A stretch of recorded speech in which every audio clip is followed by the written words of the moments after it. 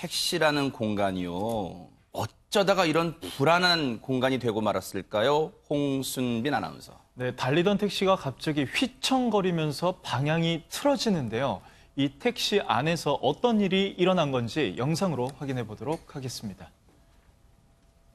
네, 대낮에 택시 한 대가 달리고 있습니다. 그런데 차를 몰던 오른쪽 택시 기사가 어디론가 전화를 합니다. 그런데 지금 왼쪽에 있는 승객이 갑자기요, 이 택시 기사의 핸들을 틀어버리더니 이어서 주먹으로 택시 기사의 얼굴을 가격합니다. 놀란 택시 기사가요, 좀 말려보지만 역부족이었어요. 네. 이게 지금 달리던 택시 안에서 있었던 일인데 택시 기사는 어쩔 수 없이 갓길에 차를 세워야만 했습니다. 차를 세웠으면 좀 뭔가 상황이 달라졌을까요? 영상으로 이어서 확인해 보도록 하겠습니다. 차를 이렇게 갓길에 세웠는데도요, 상황은 그렇게 변하지 않았습니다. 계속해서 폭행을 가하고 있고요. 주변에 목격자가 이 택시로 다가와서 저 남성을 제지하고 나서야 저 남성이 폭행을 멈췄다고 합니다. 지금 화면 왼쪽에 손 보이시죠? 네. 목격자가 택시로 다가와서 저 남성을 잡고 한 손으로 신고를 하는 모습이고요. 다른 또 목격자는 저 차량의 뒤쪽에 타서 이 남성을 제지했습니다. 지금 저렇게 주변 분들이 말리는데도 여전히 왼손은 운전자 목덜미 부근을 잡고 있었어요. 김복준 의원님, 대체 저 블랙박스 상황 보면 잘 가다가 갑자기 저 일이 왜 일어났을까요? 일단은 이 사건이 발생한 거는 24일 날 16시 20분, 그러니까 오후 4시 20분 충북 진천에 있는 한 도로에서 또 이 택시 안에서 발생한, 아마 택시 안에 블랙박스 같은데요. 가해를 하는 남성이 만취 상태였던 것 같습니다. 술을 마셨군요, 많이. 근데 뭐 만취 상태라고 해서 사람 때리나요? 그러니까요. 저 경우는 차량이 진행 중에 있을 때 저렇게 그 핸들을 잡고 있는 운전자를 저렇게 무자비하게 그 폭행을 하면 자칫하면 큰 사고 나서 운전기사는 물론 본인도 위험할 수 있거든요. 그러네요. 지금 아마 술이 취해서 저런 범행을 한 것 같은데 좀 더 구체적인 이유는 나오겠죠? 저렇게 운행 중인 차량 택시기사에 보세요. 핸들을 꺾어버리면요. 앞서 그 도로 상황 보셨어요? 마주오던 차량과 부딪힐 수도 있고요. 혹시라도 이 행인이 가고 있었으면 행인을 덮칠 수 있었고요. 박성배 변호사님, 정말로 아찔한 순간이었습니다. 저 만취 승객이 운전자에게 욕설을 한참 퍼붓다가 급기야는 운행 중인 택시의 핸들을 잡아서 꺾어버립니다. 너무나 운전기사가 당황해서 그 핸들을 다시 잡는데 잡기 시작하니까 이때부터 본격적인 폭행이 시작됩니다. 주먹으로 얼굴을 가격하고 있는데요.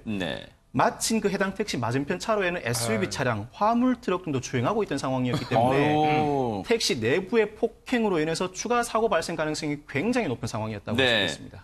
그런데 김복준 의원님, 앞서 보면 주변 분들이 정말로 도움을 주셨어요. 말리면서도 한 손으로는 저 택시기사분은 저렇게 폭행을 당하고 있기 때문에 신고할 겨를도 없어서 주변 분들이 신고를 하셨나 봐요. 그럼 경찰도 왔습니까? 결국은 그 주변에 있는 사람들이 112로 신고를 하니까 112 신고하면 위치 추적이 되지 않겠습니까? 그러니까 뭐 경찰도 바로 하는데, 경찰이 오기 전에 지금 그 옆에서 그 말로 휴대폰 들고 신고하면서 말려주시는 분, 그리고 그 이 가해자의 그 어떤 신경이 분산됐을 때 슬그머니 그 차량 조수석 그 뒤편으로 가가지고 그 운전기사를 붙들고 있는 저 손을 잡아서 이렇게 이 제지해주는 분들이 이 두 분이 저렇게요. 두 분이 있다는 건 그래도 진짜 그 주변에서 도와주시는 분이 있다는 거죠. 그나마 일단 경찰이 현장에 출동하기까지 어느 정도 시간이 걸릴 수밖에 없잖아요. 그러니까 추가 피해, 저 택시기사님의 추가 피해를 막아주려고 주변 분들 저렇게 합세해서 도움을 주셨어요. 그런데 저 사람이 폭행을 하게 된 대체 이유는 좀 알아야 될 거 아닙니까, 김복준 의원님? 무슨 이유 때문에 저렇게 한 거예요? 그러니까 범죄 발생 시간이 아까 제가 말씀드린 것처럼 오후 4시 20분이잖아요. 그러면 아직 대낮입니다. 근데 이 사람이 왜 만취했을까요? 이거는 당일날 이 50대 남성이 축구 동호회에 가가지고 술을 마시고 낮술 먹은 거예요. 예, 네. 낮술 먹고 귀가하기 위해서 택시를 탔는데 본인이 술이 취하다 보니까 뭐 마치 이 그 택시 기사가 요금을 더 나오게 하기 위해서 돌아서 가는 걸로 인식한 것 같습니다. 그렇다고 하더라도 저렇게 그러니까요. 사람을 그 무자비하게 무슨 레슬링에서 나오는 그 기술이에요. 그러니까 이종격 투기에서 그렇죠. 이거 왼손으로 그 목을 감아주고 헤드락을 한 다음에 그런 형태잖아요. 그런 형태로 무차별 폭행을 가했습니다. 경찰 얘기 들어보시고 이어가 보도록 하겠습니다.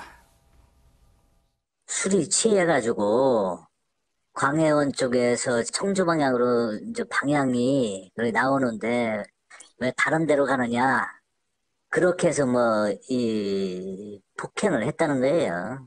그 이제 피해자는 그것도 뭐 기억을 못한다. 술이 취해서 그런 상황이었어요. 아니 박성배 변호사님 물론 폭행은 어떤 경우도 용납될 수 없어요. 김복준 의원님이 그걸 재차 강조해 주셨어요. 그런데 지금 이 사람 얘기는 자기가 평소에 다니던 길로 다니지 않고 멀리 이 택시기사가 돌아왔다는데 실제로 그랬습니까? 그것도 아닙니다. 택시 회사 관계자 말에 따르면 광해원에서 청주까지 돌아갈 만한 길이 따로 없다. 택시 운전기사는 제대로 길을 가고 있었다는 거예요. 이 만취 승객이 평소 다니던 길과는 달리 먼 길로 돌아가서 화가 났다는데 경찰에서 사실관계 확인해 보니까 돌아간 게 아니라 제대로 간 것 같은데 어떻게 생각하느냐 물어봤더니 그건 술에 취해서 그건 기억이 안 난다. 이렇게 해명을 했다는 거예요. 폭행은 어떤 경우에도 용납되지 않지만 더더군다나 이런 경우에는 제대로 길을 가고 있었음에도 불구하고 만취한 상태에서 폭행을 무자비하게 행사했다고 볼 수 있겠습니다. 네. 진짜 저 상태에서요. 무방비였어요. 왜냐하면 일단 핸들 꺾으니까 그 기사님의 핸들 잡을 수밖에 없잖아요. 그 와중에 목까지 기사님의 목을 잡고 그냥 주먹으로 무차별 폭행을 가했습니다.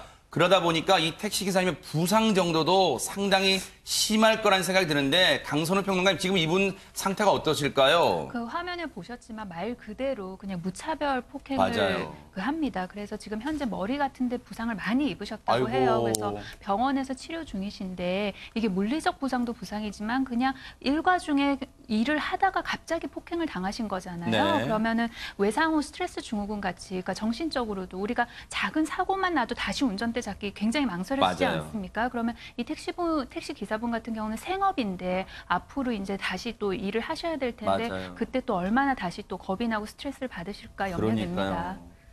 진짜 시쳇말로 핸들을 다시 잡기가 두려우실 수도 있어요. 그렇죠. 지금 이 택시 기사님의 상황이 어떤지요? 동료 기사님의 입을 통해서 한번 듣고 이어가 보도록 하겠습니다.